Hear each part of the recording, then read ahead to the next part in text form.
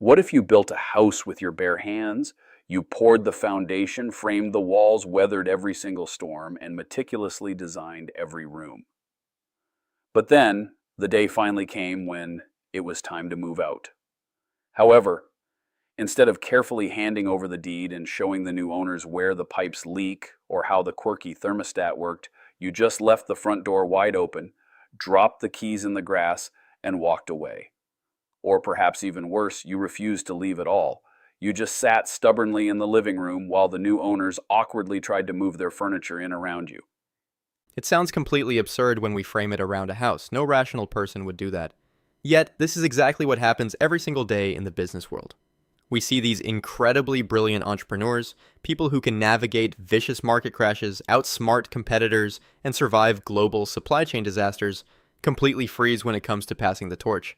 They spend their entire lives building these magnificent economic engines, and then they sabotage their own legacy right at the finish line because they fumble the succession plan. It really is the ultimate blind spot. You spend decades building a beautiful, complex machine and then treat the handover as an afterthought. Today, we are digging deep into the most critical mistakes business owners make when planning their succession. More importantly, we are going to break down how to actually fix these issues before the damage becomes irreversible. Let us start with the most obvious yet somehow most pervasive trap: the illusion of infinite time. Why do leaders who plan their quarterly budgets down to the absolute penny completely refuse to plan for the day they inevitably step down? Because planning your exit requires confronting your own mortality. And let us be honest, most highly successful entrepreneurs possess a mild superhero complex. They have to. You do not build a company from scratch without an unshakable belief in your own endurance. They subconsciously think they can steer the ship forever, but building a proper succession plan is not a weekend project you can knock out on a Sunday afternoon. It is a multi-year strategic transition. When you wait until you are severely burnt out, facing a sudden health crisis, or otherwise forced to retire, you are no longer making strategic decisions, you are making panic decisions. And in the business world, panic is incredibly expensive. It is like trying to sew your parachute while you are already in free fall. You might survive, but it is not going to be a graceful landing. And that procrastination ties perfectly into the financial delusion I see all the time, which is the emotional premium placed on the business. A founder looks at their company and calculates its value based on the blood, sweat, and missed family dinners they poured into it over the decades. Or conversely, they calculate the value based on exactly how much cash they need to fund their dream retirement. Which is a brutal trap because the open market absolutely does not care about your nostalgia or your retirement goals. The market does not care that you missed your kids' baseball games in 1998 to keep the lights on and make payroll. It only cares about cash flow, risk mitigation, and transferable value. If a business relies entirely on the founder's personal relationships with key clients, or if all the institutional knowledge is locked inside the founder's head, the value of that business plummets the second that founder walks out the door. It is a harsh reality check for someone who always assumed their business was their golden ticket. They mistake their lifestyle for an asset. That is a profound distinction, mistaking a lifestyle for an asset. Because while you are running it, the business pays for the car, the health insurance, maybe the country club memberships. It is an ecosystem that sustains you. But when you try to sell an ecosystem that only functions with you at the center, buyers will heavily discount the price. So, let us say a founder actually wakes up, realizes this, and picks a successor. Maybe it is a loyal operations manager, or maybe it is their eldest child. The next massive mistake is handing over the title without actually grooming them for the reality of the role, right? Precisely. It is the equivalent of handing the keys of a high-performance Formula One car to someone who has only ever ridden a bicycle and then acting shocked when they immediately crash it into a wall. You cannot just hand over the legal title, you have to teach them how to drive the machine under extreme pressure. And driving the machine is fundamentally different from understanding how the engine works. A lot of founders pick a successor because that person is technically brilliant at their current job. But executive leadership is an entirely different psychological and operational skill set. It requires managing risk, handling delicate personnel issues, and setting long-term vision. And I imagine the only way to teach that is to actually let them drive while the founder is still in the passenger seat. But that requires the founder to bite their tongue and let the successor make mistakes. That is the hardest part. The founder has to actively step back and watch their successor do things differently and sometimes do things wrong while they are still around to provide a safety net. If you do not let them build their leadership muscles while you are there to catch them, you are setting them up for a catastrophic failure when you are finally gone.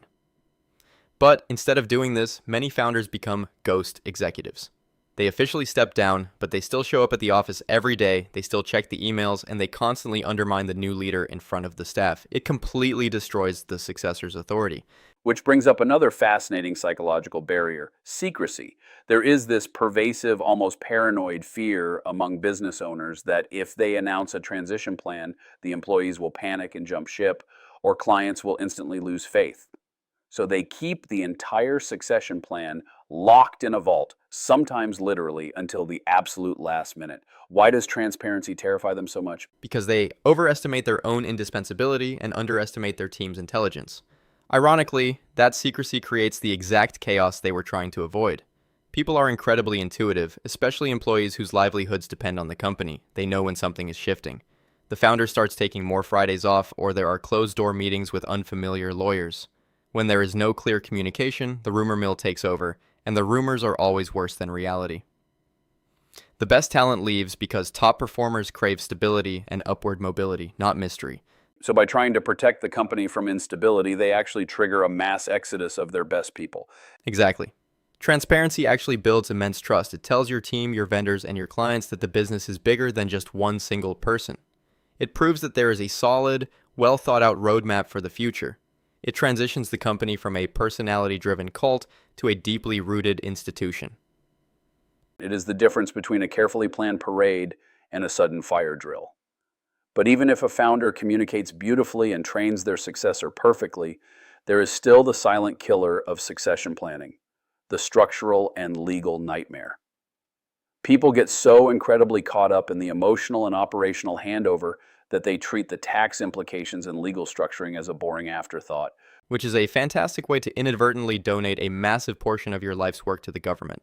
Structuring a buyout or a transfer, whether it is to family members, key employees, or a third-party competitor, requires absolute surgical precision. You are dealing with capital gains, estate taxes, corporate restructuring, and complex valuations. If you do not have a robust team, a CPA, a wealth manager, and a specialized legal advisor, structuring the deal years in advance, you are just leaving millions of dollars on the table. You cannot reverse engineer a tax strategy after the ink is dry. And speaking of planning for the unknown, what happens if the beautifully crafted plan simply falls apart? What if the chosen successor, after 3 years of grooming, suddenly decides they do not want the stress of running the company? Or what if a tragic health event occurs? This leads us to the final and perhaps most fatal mistake: the lack of a contingency plan. You need a plan B, and honestly, you need a plan C. Life does not care about your meticulously drafted succession document. If your entire exit strategy hinges on one specific person taking over or one specific competitor buying you out, you do not actually have a plan. You have a gamble. A true succession plan includes trigger events. It outlines exactly what happens if the owner is incapacitated tomorrow. It dictates who has the legal authority to sign checks, who communicates with the key clients, and how the shares are distributed if the primary successor backs out. Without that, a sudden tragedy does not just end a career, it can instantly bankrupt a family and put dozens of employees out of work. It really comes down to a form of ego death, does it not? To truly succeed at succession planning, you have to actively and deliberately work to make yourself completely irrelevant. You have to build a machine that runs perfectly well without your input. And for someone whose entire personal identity, social standing, and daily purpose have been deeply tied to being the indispensable leader, that is a profound psychological hurdle to overcome. It is the ultimate test of leadership.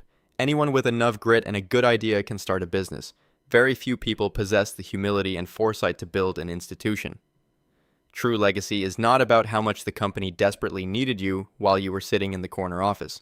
It is about how flawlessly and profitably it operates the day after you leave. If your business collapses without you, you did not build a business. You just built a very demanding job for yourself. That is a remarkably powerful metric for success. Not your presence, but the quality of your absence. If you are listening to this right now and you own a business, regardless of its size, you have to ask yourself a hard question. If you walked away tomorrow, what would actually happen? Would your legacy thrive and protect the people who helped you build it, or would it collapse under its own weight? The answer to that question is your real bottom line.